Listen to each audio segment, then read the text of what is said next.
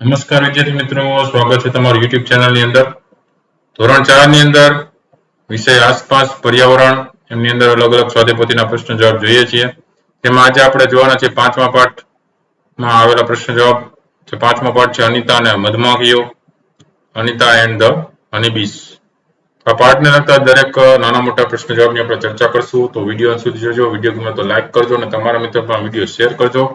ચેનલને હજી સબસ્ક્રાઇબ ન કરી તો ચેનલને સબસ્ક્રાઇબ કરી લેજો. આવા નવા વિડીયો ચેનલ પર મુકાતા રહેતા હોય છે. ઘણા બધા મુકાઈ પણ ગયા છે. જોવા હોય તો ઉપર વિડીયો સેક્શનમાં છે, એની બાજુમાં પ્લેલિસ્ટ છે.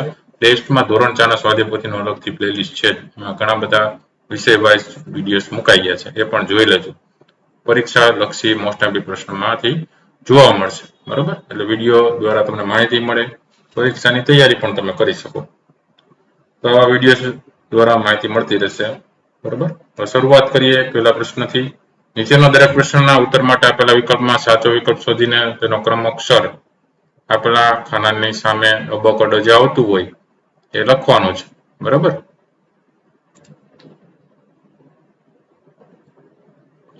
પેલું છે એમાં અનિતાનું ગામ કયા રાજ્ય એટલે કે સ્ટેટમાં આવેલું છે? તો જવાબમાં બિહાર આવશે, એટલે કે ક ઓપ્શન. બીજું છે અનિતા કોલેજમાં ભણવાની સાથે શું કામ કરે છે? તો એમાં આવશે મધમાખીઓ ઉછેરવાનું. જવાબમાં બ આવશે. ત્રીજું અનિતાના ઘરે છોકરીઓને શિક્ષણ આપવામાં કોણ વિરોધ કરતું હતું? તો માતા પિતા. તો જવાબમાં અ આવશે. ચોથું છે અનિતાના માતા પિતાને કોણે સમજાવ્યા જેથી અનિતાનું શાળાએ જવાનું શરૂ થયું? જવાબમાં આવશે શાળાના શિક્ષકે. એટલે જવાબમાં અ આવશે. પાંચમું અનિતાએ છોકરીઓને શાળામાં ભણાવવા માટે કોને સમજાવ્યા? જવાબમાં ડ આવશે, ગામ લોકોને.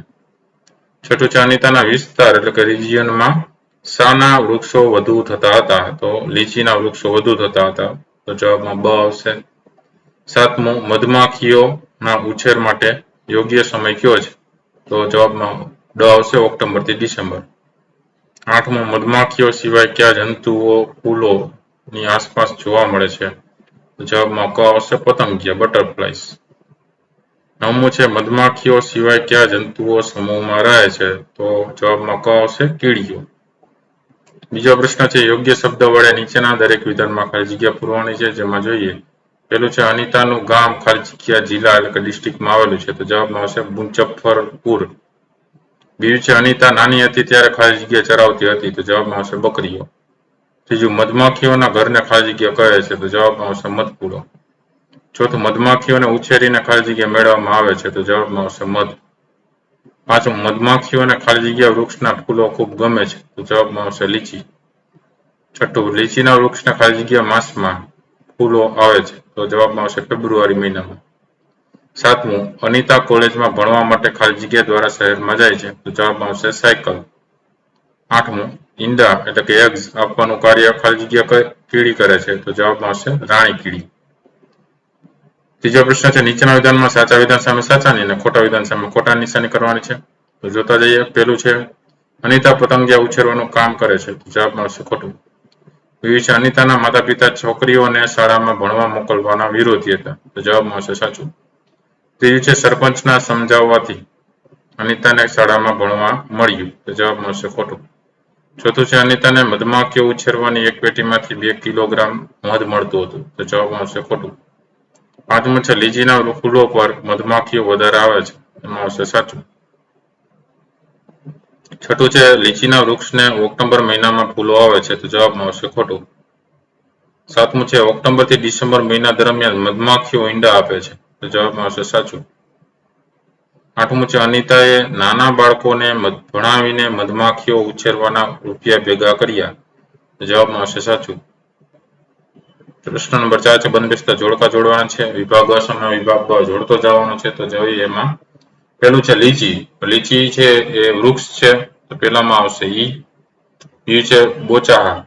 તો એ અનિતાનું ગામ છે. તો બીજામાં ડ આવશે. ત્રીજું રાણી કીડી. તો ઈંડા આપે છે. તો ત્રીજામાં અ આવશે. ચોથું કામદાર મધમાખીઓ એ મધપૂડો બનાવે છે. તો ચોથામાં ક આવશે. પાંચમો પ્રશ્ન છે નીચેના પ્રશ્નના ઉત્તર 1-2 વાક્યમાં લખો. જેમાં જોઈએ તો પેલું છે તમે કોઈ જીવજંતુને ફૂલ નજીક જોયા છે? તેમના નામ શોધો અને લખો. જવાબ લખી શકીએ કે હા, મેં મધમાખી, પતંગિયા અને ભમરાને ફૂલ નજીક જોયા છે. બીજું છે તેઓ એટલે કે જીવજંતુ કેમ ફૂલોની નજીક આવે છે શોધો. જવાબ છે તેઓ ફૂલોનો રસ ચૂસવા માટે તેની નજીક આવે છે. ત્રીજું છે મધમાખીઓની જેમ બીજા કયા જીવજંતુઓ છે જે જૂથમાં રહેવાનું પસંદ કરે છે. જવાબ છે મધમાખી સિવાય કીડીઓ, ભમરાઓ, મકોડા અને ઉધઈ છે એ બીજા જીવજંતુઓ એ જૂથમાં રહેવાનું પસંદ કરે છે વગેરે કરીને. બરોબર. ચોથું છે કીડીઓ એટલે માણસ ક્યાં રહે છે. તો એનો જવાબ લખી શકે કે કીડીઓ છે મેદાનમાં, વૃક્ષોના થડમાં, ઘરમાં, ભીતોના પોલાણમાં વગેરેમાં દર બનાવીને તેમાં રહે છે. પાંચમું છે ખાવાની કઈ કઈ ચીજ વસ્તુઓ પાસે કીડીઓ ભેગી થઈ છે. એનો જવાબ લખી શકીએ કે ખાંડ, ગોળ, અનાજના દાણા, તેલીબિયા, રોટલીઓ, મીઠાઈ, પછી મરેલા જીવજંતુઓ એમની પાસે કીડીઓ ભેગી થાય છે. છઠ્ઠો પ્રશ્ન છે અનિતા કોલેજમાં ભણવા ઉપરાંત કયા કયા કાર્યો કરતી હતી. એનો જવાબ છે કે અનિતા કોલેજમાં ભણવા ઉપરાંત નાના બાળકોને ભણાવવાનું અને મધમાખીઓના ઉછેરનું કાર્ય કરતી હતી. સાતમો પ્રશ્ન છે અનિતા નાની હતી ત્યારે તેને કેમ શાળામાં ભણવા મૂકી ન હતી. તેનો જવાબ છે કે અનિતાના માતા પિતાને છોકરી શાળામાં જાય છે તે ગમતું ન હતું, તેથી તેઓએ અનિતાને શાળામાં ભણવા મૂકી ન હતી. આઠમો પ્રશ્ન છે કયો સમય મધમાખીઓના ઉછેર માટે સારો ગણાય છે. તેનો જવાબ છે ઓક્ટોબર થી ડિસેમ્બર મહિનામાં મધમાખીઓ ઈંડા આપે છે, તેથી આ સમય મધમાખીઓના ઉછેર માટે સારો ગણાય છે. નવમો પ્રશ્ન છે મધમાખીઓ ઉછેરતા અનિતાને શું સહન કરવું પડ્યું હતું. તેનો જવાબ છે મધમાખીઓ ઘણીવાર અનિતાને ડંખ મારતી હતી, તેનો હાથ અને ચહેરો સોજી જતો હતો અને ખૂબ જ પીડા થતી હતી. દસમો પ્રશ્ન છે અનિતા શું બનવા માંગે છે ને કેમ. જવાબ છે કે અનિતા મધની મોટી વેપારી બનવા માંગે છે, જેથી તે લોકોને મધની પૂરતી કિંમત અપાવી શકે. છઠ્ઠો પ્રશ્ન છે નીચેના પ્રશ્નના ઉત્તર લખો. જેમાં પહેલો પ્રશ્ન છે કે દરેક બાળકને ભણવાનો હક છે, ધોરણ 8 સુધી તો મફત ભણાય, આ અંગે તમે શું જાણો છો એ કહો. જવાબ જોઈએ કે આપણા બંધારણમાં 6 થી 14 વર્ષના તમામ બાળકોને મફત અને ફરજિયાત પ્રાથમિક શિક્ષણ મેળવવાનો અધિકાર આપવામાં આવ્યો છે, જેથી કોઈ પણ બાળક પ્રાથમિક શિક્ષણ મેળવવાથી વંચિત ન રહી જાય. બીજો પ્રશ્ન છે મધમાખી ડંખ એટલે સ્ટિંગ મારે ત્યારે લોકો શું કરે છે. જવાબ છે સૌપ્રથમ મધમાખીઓએ જ્યાં ડંખ માર્યો હોય ત્યાંથી કાંટો કાઢી નાખે છે, પછી તે ડંખ પર ભીની ચીકણી માટી લગાવે છે. કેટલાક લોકો ડંખવાળા ભાગ પર લોખંડનો કાટ લગાવે છે, તો કેટલાક લોકો ખાવાનો સોડા લગાવે છે. ત્રીજો પ્રશ્ન છે તમારા ઘરમાં મધ એટલે કે હનીનો ઉપયોગ થાય છે, શા માટે થાય છે.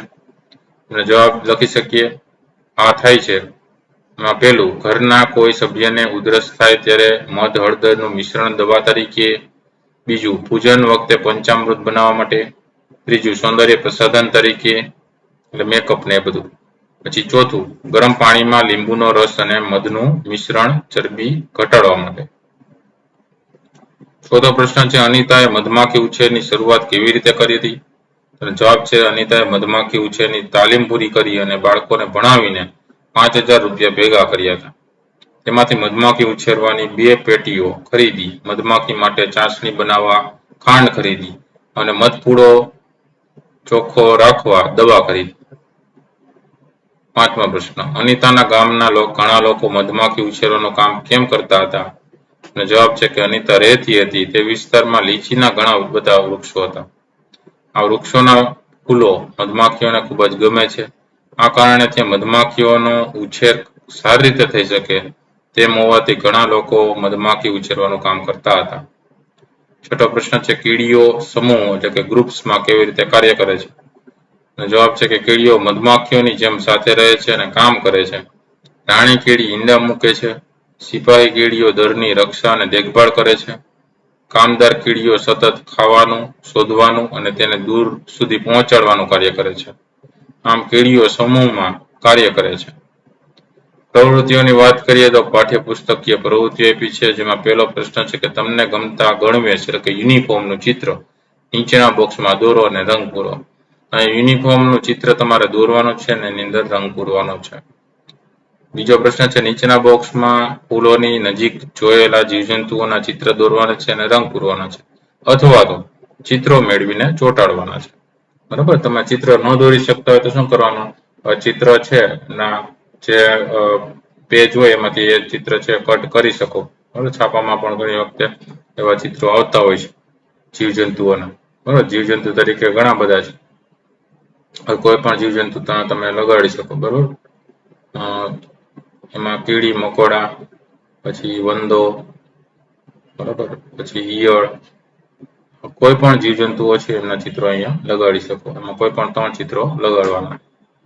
બરાબર, અથવા દોરી પણ શકો અને એમાં રંગ કરી શકો. ત્રીજો પ્રશ્ન છે નીચે આપેલા ભારતના નકશા કે મેપમાં બિહાર રાજ્ય સુધીને તેમાં રંગ પૂરવાનો છે. તો અહીંયા તમે જોઈ શકો છો, અહીંયા લખ્યું છે બિહાર. આ બિહાર રાજ્ય છે અને એની અંદર કોઈ પણ રંગ પૂરી દેવાનો છે. ચોથો પ્રશ્ન છે મગફળીના ફોતરા કે સેલ્સ નો ઉપયોગ કરી થોડા જીવજંતુઓ બનાવવાનો પ્રયત્ન કરો અને તેમાં રંગ પૂરો. તો મગફળી છે, બરાબર, એના જે ભાગ હોય એના ફોતરા જે છે, બરાબર, એ નો ઉપયોગ કરીને તમારે એવો જીવજંતુ છે એવો બનાવવાનો પ્રયત્ન કરવાનો છે અને એને અંદર રંગ પૂરવાનો છે.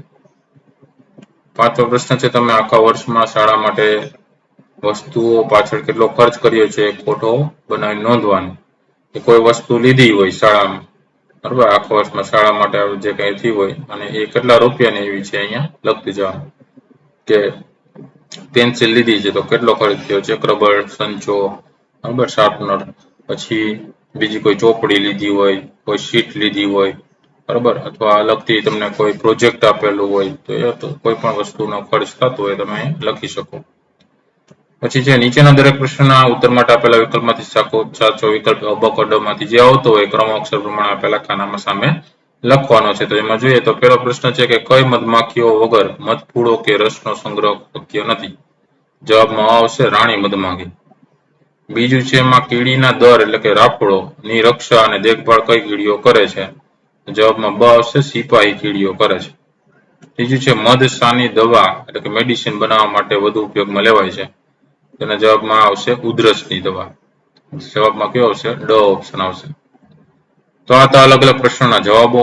વિડીયો ગમ્યો હોય તો લાઈક કરજો અને તમારા મિત્રો પણ વિડીયો શેર કરજો. સાથે ચેનલને હજી સબસ્ક્રાઇબ ન કરી તો ચેનલને સબસ્ક્રાઇબ કરી લેજો. નવા વિડીયો ચેનલ પર મુકાતા રહેતા હોય છે. ફરી પાછાના વિડીયો સાથે મળીએ ત્યાં સુધી ન જોયેલા વિડીયો પ્લેલિસ્ટમાં જઈને જોઈ લેજો. જોતા રહેજો વિડીયો, જ્ઞાનમાં વધારો કરતા રહેજો. Thank you very much and take care.